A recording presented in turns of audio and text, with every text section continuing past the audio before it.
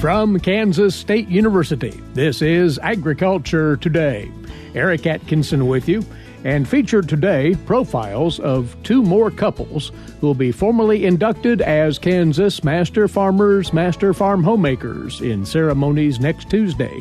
Today we've the stories of Howard and Lori Elliott of Brown County and John and Sharon Hendricks of Cheyenne County. Those are next. Further ahead, the latest FSA Coffee Talk from the Farm Service Agency. Todd Barrows covers several USDA program items of interest, including recent changes to the CFAP 2 assistance program. Also, the timeline for 2020 crop ARC and PLC payments. And standing by with another Stop, Look, and Listen, K-State's Gus Vanderhoeven. All that here on Agriculture Today.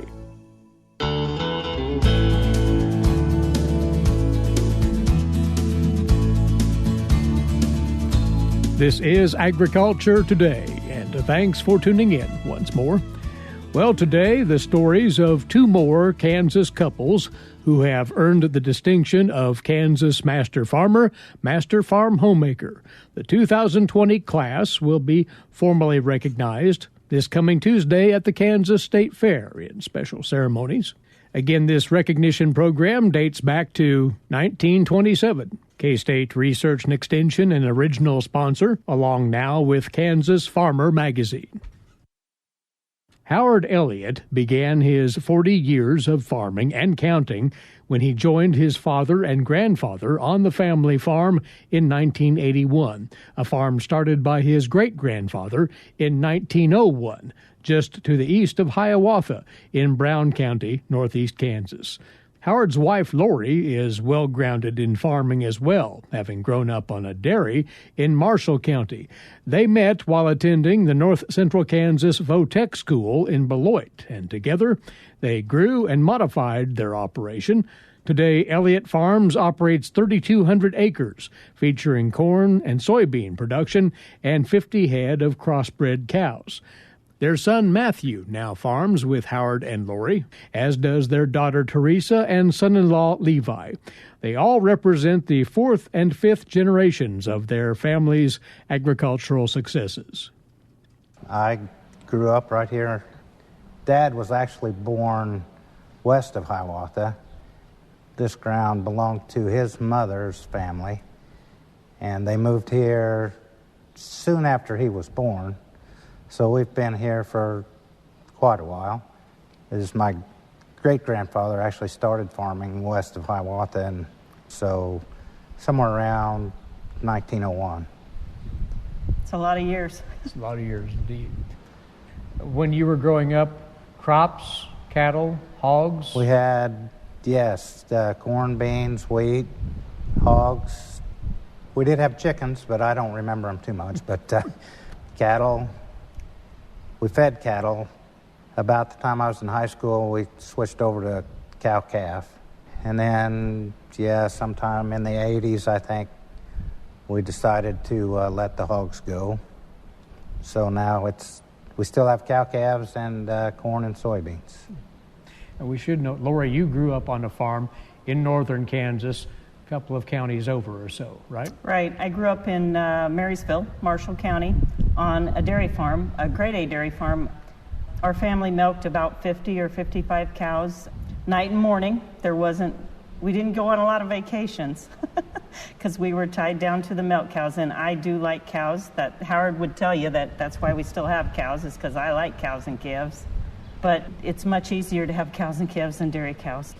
Talk about the operation present day in more detail then. Again, the emphasis is on crops. You still have some cattle. It's changed considerably since you started? Yeah, when I started, we were pretty much still working all the ground in the fall and again in the spring at least once or twice. We have, for the most part, switched everything over to no-till, which has really been an advantage for us for a lot of reasons. Soil conservation, moisture conservation, and then really a savings in labor. We don't have to have somebody just to work ground anymore. So We went from, a 6-row planter to now we have 2 40-foot, 24-row, 20-inch planters, and we can get over quite a few acres now, and so everything has gotten bigger. I don't know that always means better, but it is nice to be able to get things done. We can cover the ground faster.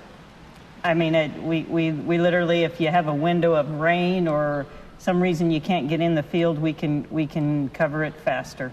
So has that allowed you to expand acreage over the years? Yes, to a fair extent? Yes, I think we've been able to expand acreage without expanding labor, and until our son and son-in-law both came back to the farm, and so now we do have extra labor, and so we've kind of been expanding a little more. And it is wonderful to have the next generation here. We farmed a lot of years with Howard's dad, and as he got older, we both looked at each other and we were like, we don't know how much longer we can do this by ourselves. And then our son worked, actually, he graduated from K-State and worked 5 years away from home. And one time he came home and said, I want to come back to the farm. And Howard said, it was in the winter, and his dad said no. He said, you go back and you make sure that's what you want to do, because once you come back, it's forever. So, and our son-in-law, he actually had a degree in turf management and ball diamonds and stuff, and he grew up on a smaller farm, but he wanted to come back and farm, and so he actually lives here with our daughter on the home place. The devotion to conservation, something that you have held near and dear over the years, right? Yes. Conservation and our soil conservation is very important to us. I didn't think much of it, but it was a big deal to my dad, and as I grew older, I grew to understand why it was, and so we do our best to keep our conservation practices. If we buy a new farm, we generally spend a couple years trying to make it right, and we about every fall, we'll have a bulldozer somewhere on the place doing something. We just recently redid a waterway and reseeded it last fall. We bought a tile plow, and the guys can go run hundreds of feet of tile by themselves, and on a wet year, it makes such a difference in the soil. You know, the next year when it's wet, how well that has drained out for us, and you can just, you don't get that phone call that say we're stuck, and that's pretty nice.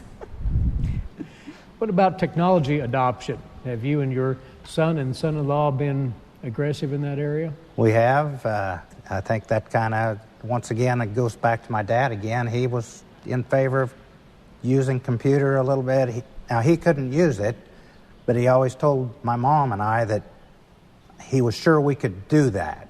So from there, yes, we use prescription planting and yield monitor and auto steer on the planters and sprayer, and the technology just keeps expanding. Or even our local co-op does a lot of our scouting, and they're even using drones. They can just fly over the field and count the number of weeds per acre, which it just continues to amaze me, the things that we can do. Or technology is really wonderful most days. You don't just pull something into the shop and get the wrenches out when it doesn't work, though. If you would, Lori, talk about how you've set your operation up so that it can continue on and transition to the next generation. You actually have formed 2 corporations that wrap it all together? Right. Elliott Farms, the kids are all in Elliott Farms. And then the other corporation, Prairie Springs Farms, was started by Howard's grandma and grandpa, and then it went to his dad, and then it has come on down to us. Prairie Springs owns most of the land, and Elliott Farms owns most of the machinery. And we are just gradually working the kids into giving shares to them, moving shares to them, and just working it into them. It's the time in our lives to start doing that transition. It's not an easy thing necessarily, but we're working on it. To talk a bit about your off-farm activities and commitment to local citizenship, leadership. Each of you have your own pursuits in this area. Howard, you might spend a moment on that, the local co-op, the watershed board. What's been the inspiration there? Oh, I think our community is very important to us, and I think generally what I tell them, if you'll have me, I'll try and do what I can to help. But yeah, I've been on everything from the local Brown Nemaha Pork Producers Board to our watershed board that has 8, 9, 10 watershed dams that we're kind of oversee. I've been on the church board, and the co-op board was the co-op board. I was on the co-op board for 20 years, and that was something I truly enjoyed. Just recently, I was asked to be on the hospital board, so I guess he was free. So somebody found that out. And now you're encroaching on some of Lori's territory there? Yes. Because, Lori, you've been very involved in the hospital activities in Hiawatha. I was, and I feel real strong. It's so important to have a good hospital in our community. Even if you have any accident on the farm, you need a hospital, and you don't need to drive 30 or 40 miles to get to one. The hospital board was a wonderful experience for me. 1 hour a month is certainly just an easy thing to donate your time to and feel like you're helping our community. Howard and Lori Elliott of Brown County. And in a moment, we'll move from far northeast Kansas to the far northwest as we hear from another of the new Kansas master farmer, master farm homemaker couples. This is Agriculture Today.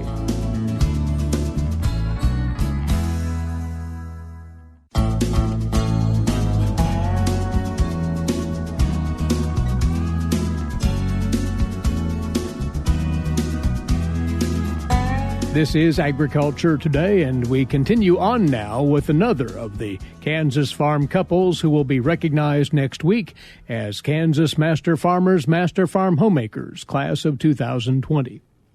In John Hendricks' own words, the family farm looks slightly different now compared to when he returned to farm with his father in 1972 near Bird City in Cheyenne County, northwest Kansas. He did so after receiving his degree in agricultural mechanization at Kansas State University, and then a stint in the U.S. Army serving in Korea during the Vietnam War. Sharon received her elementary education degree from Fort Hays State University, then moved to Bird City, where she met John. They married in 1975 and raised 3 sons, 2 of which, David and Chad, are full-time farming in association with their parents now. Son Nathan is also involved in the Hendricks Brothers Partnership, while a professor of agricultural economics at K-State. The Hendricks enterprise has grown substantially over John and Sharon's 49 years of farming, now covering 14,000 acres, including 3,800 irrigated acres of corn and soybeans. As a young kid, I was running tractors, probably 10 years older, maybe a little younger than that even. I guess I really never wanted to do anything else, really.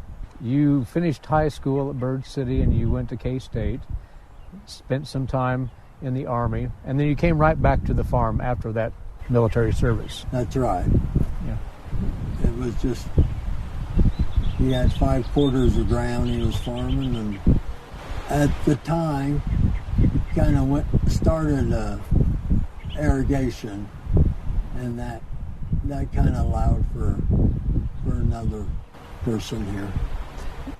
Talk about that. Your dad was one of the innovators and one of the first adopters of irrigation in this territory. Is that correct? Sprinkler irrigation, a pivot sprinkler irrigation, that's right. I think he was just looking for ways to increase production, basically. And did he succeed? Yeah, we had some bumps along the way. One of the early wheat crops that we watered fairly intensely, rust came in on it real bad, and it made about a third of what the dryland crop did. So, so there were some bumps along the way. Learning opportunities. Yes. Yeah.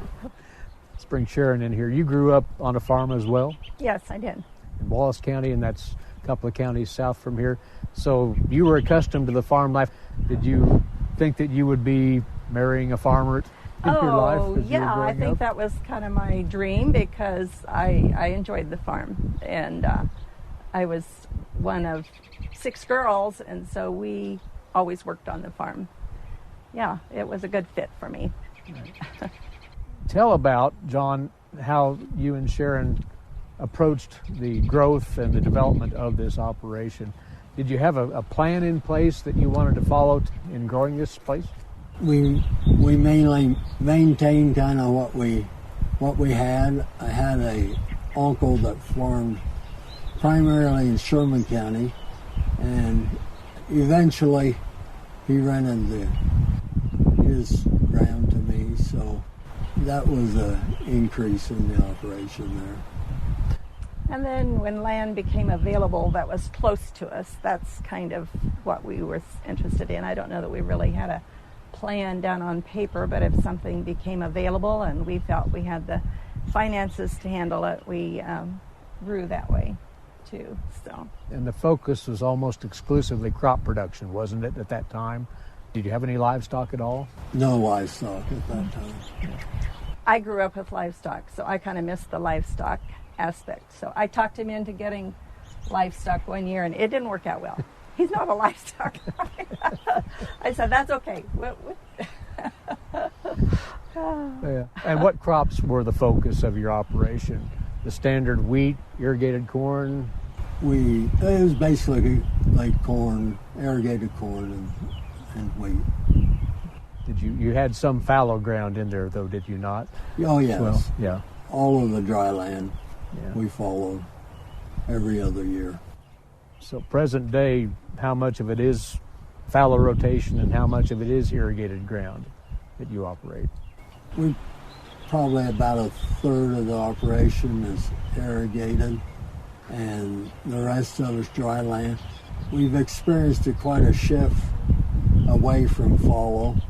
We're cropping 3 to 4 crops before we have a fallow period now. What's new in irrigation that wasn't around back when you got started? Well, what's new is we're seeing small declines in water that we can get, and so we're kind of nozzling back to maintain irrigation, but we're learning how to do it with less water than we did in the past. Sharon, let's talk about some of the civic activities that you too have been involved in supporting your community and things here in this region and in this county. What are some of the high points there to you? Well, the church has been a focus for us. We've been active in the church, and John's served on a number of boards, extension boards, farm credit boards, and I've served on extension board and am currently on our daycare board here in town. So, yeah, it's important to be a part of the community. And you were, we failed to mention this earlier, involved in education for a while. Yeah. I taught for 25 years. I retired in 2010. Do you miss that? Well, I enjoy the next step in life. Yeah, I enjoyed teaching when I was doing that, but now that we have grandkids, it's fun to be able to go to their activities, and we've done some traveling, and so it's been nice to have the freedom to do that. Let's talk about your sons. All 3 of them are involved in this operation. 2 of the 3 are on site, and one's not all that far away. All 3 of them went to Kansas State University. All 3 of them got the same degree. That's right. In agricultural economics? Right. Yeah. And then 2 of them returned to the farm right away? David did. Our oldest came back after college. Chad went on to Purdue and got his master's degree. And he actually came home just for a while to just take a break from schooling, and then things kind of worked out for him and David to start in renting some ground together, so he stayed. So, yeah. And they have formed a partnership. Correct. Hendricks Brothers Partnership, is that correct? Right. Mm-hmm. And you two are involved in that as well, or are you a separate entity operationally? We operate under a J&S Hendricks partnership, and so it's kind of separated. We did make a machinery entity that owns all of the equipment, and that's the way we allocate the cost of the equipment to each operations. So it's a pool of equipment that each operation utilizes jointly then. That's right. Works out pretty well for all parties, this family business. It sounds like it's going very well. It was complicated to get it all organized and going, but yeah, it works well. And you have grandkids. How many? We have 9. And since at least several of them are growing up on the farm, there's a pretty good chance that there'll be a next generation probably. Do you see that in those grandkids yet? Well, yeah, it's just open. We want them to do what they want to do. No pressure to come back to the farm if they want to choose something else. So. Well, you've had such great accomplishments in farming in this part of Cheyenne County. What are your next aspirations? We've been in the process of retiring over the last 10 years or so.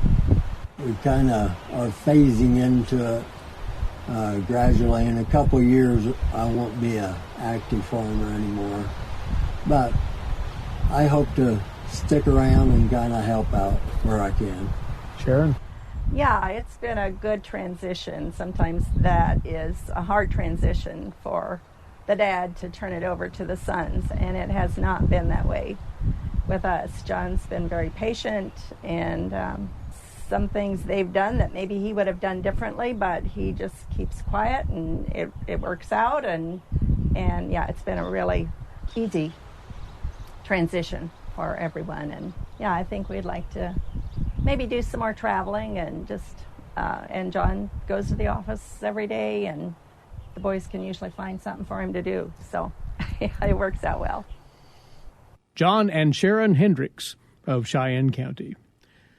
Tomorrow we'll showcase 2 more couples, members of this latest class of Kansas Master Farmers, Master Farm Homemakers, the Rezaks of Pottawatomie County and the Schultzes of Kiowa County. This is Agriculture Today.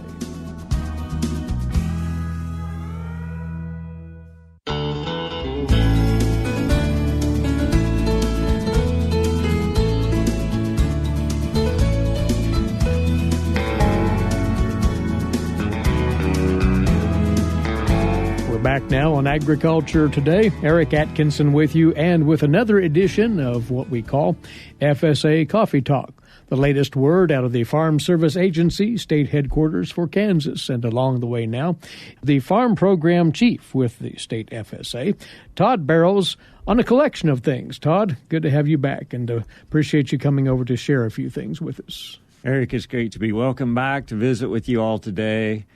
You know, as fall is approaching quickly, which brings harvesting of spring planted crops, and producers are looking at planting small grains here in the near future for the 2022 crop year.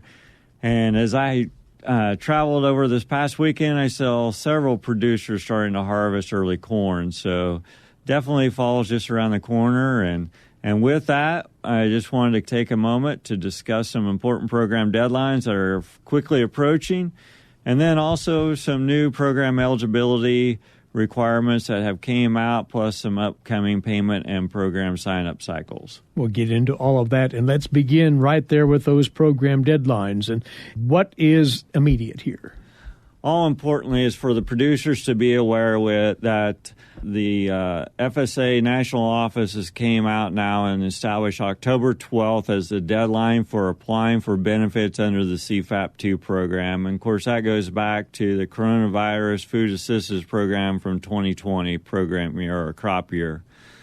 You know, and while most of our producers have completed this task, I just want to point out this date because if a producer has not provided required eligibility documentation, such as their farm operating plan for 2020, or maybe their adjusted gross income or AGI certification, or their highly erodible land, wetland conservation certification form, which they didn't have to do at the time applying for benefits, those forms do need to be filed by within 60 calendar days of the deadline date, which again was October the 12th, in order to risk not losing out on potential benefits. And there is some time to work with there, but it's a busy stretch of the year, so don't lose sight of that necessity. And you mentioned some new program eligibility guidelines. What's up there? Yeah, last week, just want to remind everybody, if they haven't seen the press releases, Secretary of Ag Vilsack announced the inclusion of contract growers under very specific provisions regarding the CFAP2 program. Now, keep in mind, a contract grower is defined as a grower of livestock in which the person does not have ownership of the livestock. However, they do have risk in the production or growing of that livestock, but are not entitled to sales proceeds of the livestock. These contract growers are eligible for benefits under the CFAP2 program if they produce eligible contract livestock. And at the present time, eligible contract livestock includes generally swine species, poultry, and fowl-related species, but not breeding livestock. Contract livestock is livestock produced under a contract in either the 2018 or 2019 calendar year and also in the 2020 calendar year. Eligible contract growers will certify their revenue received between January 1 and December 27th for either the hire of the 2018 or 2019 calendar year. Contract growers must provide a copy of their contract to grow such livestock to be eligible. And just I want to put out there and note that this does not include cattle of any type, and again, it does not include any type of breeding stock. But if you are a swine producer or poultry producer engaged in contract production, this might be an opportunity for you, but be sure to look into that through your local FSA personnel. And you remind us of some additional updates to CFAP2 that producers should be aware of, Todd? Yeah, I'll move through those kind of briefly. There's just a couple of them. First one has to do with grass seed production. Grass seed is now an eligible commodity under the sales commodity provisions of CFAP2. If you produced and sold grass seed in 2018 and or 2019, or began producing grass seed in 2020, you can add that revenue from the sales of that grass seed for 18 or 19 or the applicable year to your CFAP application. And additionally, producers of sales commodity crops such as fruit and vegetable crops, nursery crops, wool and mohair, turf grass sod, as I just mentioned, grass seed, and certain livestock can now use the hire of their 18 or 19 revenue when certifying their sales revenue. So if you grew sales commodities and you've already applied using your 2019 sales revenue, you can come back and revise that if your 2018 revenue would be higher. Again, a discussion with your FSA folk and sort through all of those details regarding the CFAP program and your eligibility. So have that conversation. And we are approaching, Todd, amazingly enough, October the 1st. It's a new fiscal year. We can talk more definitively about the new payment cycles under USDA.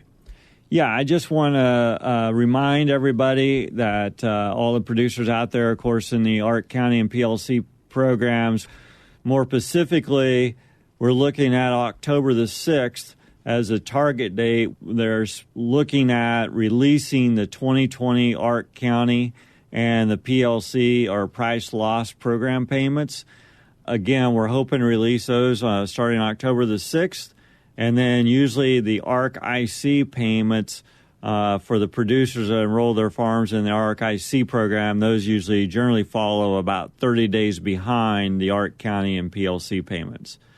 I also will mention that the CRP program or Conservation Reserve Program payments, those are also scheduled to come out October 1 as funding becomes or is made available by Office of Management Budget.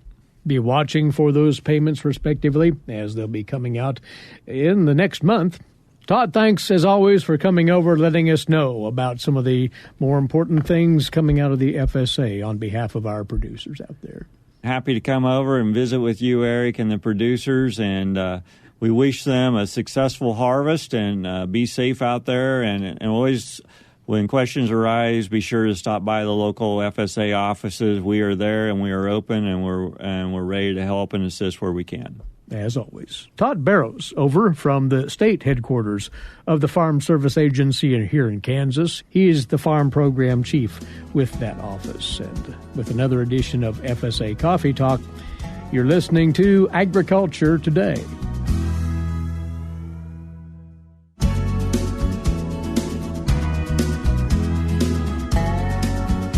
This is Agriculture Today.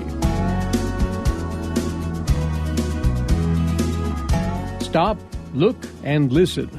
It was a nice sunny morning with a blue sky. That's Gus Vanderhoeven of Kansas State University with comment on life in rural Kansas. Sometimes Eric will ask me at the beginning of this program, is it about Kansas? And all I can tell him is, wait until the end. And so it is with today's story. It's a Kansas story, as it happened in Kansas. Actually, it happened here in Manhattan, and not very long ago. And it is about friendship. I first met him when I walked down the stairs in the building on campus. I was going up, and he was going down. It was 1977. He was a new faculty member, and we shook hands. No COVID fears at that time. Like me, he was not a Kansan. He had traveled the world and now came from Canada with his young family. He had married a Canadian whom I really liked. We became friends, and together we could laugh a lot. When they built their house here in Manhattan, I helped him site it on the lot, a small lot, with an interesting group of cedars we wanted to save. It was an original house. The design of the house he had seen in California. He had obtained the architectural drawings. But now he was retired, and they had bought a house in Florida. For several years, there had been snowbirds going to Florida in the wintertime. That all came to an end when they sold their house in Manhattan this spring. Home was going to be Florida, close to where one of their married daughters lives. Packing and sorting furniture here had been a nightmare, as they already had a furnished home in Florida. For garage sales, I took a long folding table to them, as well as 2 sawhorses and a big piece of plyboard. They held garage sales for several weekends, but at the end, like always, much was left that they did not want to take. Over the last few days, the U-Haul truck had been tightly packed with what would go with them. When I looked into the truck, it seemed a lot. Sometimes Annika and I look around as we live in our house, but as the kids say, don't worry about it, we will take care of it. And I've also heard one say, we will have one of those huge containers standing behind the house. It's a thought. I'm not going to worry about it. I enjoy living here, and as I've said, don't just give or toss books away. There are interesting notes in those books, just like my father placed notes in the few of his books I took with me when the home place in the Netherlands was sold. The same goes for a few notes my mother wrote. Interesting. The final day came, and we said our goodbyes. The door of the truck was closed after everything was secured. My friend would come back to pick up the new car he had traded 2 older ones. one of which was a Mercedes, a fancy car I never understood, but it gave him joy. The first day they drove to Texas, where one of their daughters lives. She had come to help her parents sort and pack. The day they drove, I thought of them making a long trip. Driving a U-Haul truck is not a great pleasure, especially if it doesn't have cruise control. But they made it, we learned, when we got a frantic phone call the next morning. Anneke picked up the phone. When I sensed that something was not right, I too picked up the phone and listened. With the final clearing of the house and garage, the last of the stuff had been taken and dropped in a dumpster. All good and well, but in that process was also taken my friend's handbag with valuables and jewelry. It was a drama on the other end of the line. They asked if I would go to the dumpster in which the last had been tossed. Could I please take a rake and poke around in the dumpster and retrieve it? They had called, and that dumpster had not been emptied yet. I grabbed a short rake and drove to where I knew the dumpster stood. A sunny morning with a blue sky. People filling their cars with gasoline. It was a busy spot. I parked the car and lifted the lid of the dumpster. I looked into it. White plastic bags with trash. A few black bags. Later, I would learn they were done by my friends. The handbag I was looking for would be loose, as a box was dropped into the bin. So, I looked into the bin and pondered. A man stopped and walked over. I told him my story. He told his. Yes, they had called the office. He had come to look.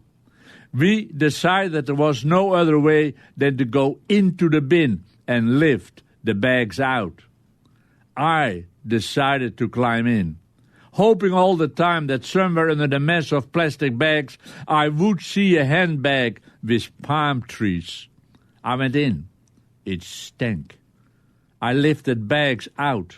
The last few were moved in the bin from one side to the other. No handbag with palm trees.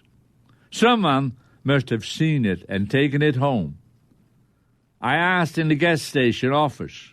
No one had brought anything in. I climbed out of the bin with the help of my new friend, and I wondered what people around us must have thought. My new friend said, "Sorry. Hey, we did what we could." We did not shake hands. I didn't blame him.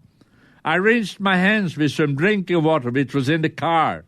Once home, I called my friends who had been anxiously waiting. Sorry, nothing there but a black bag with scissors and measuring cups for the garden. The first day home, they unpacked 1/3 of the truck. They had hope, but there was nothing. The bag was gone. When they called the next evening and said, "We found the bag," I simply said, "Thank you."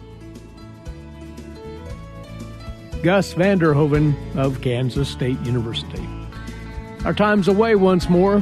Thanks for tuning in. Eric Atkinson for Agriculture Today over the K-State Radio Network.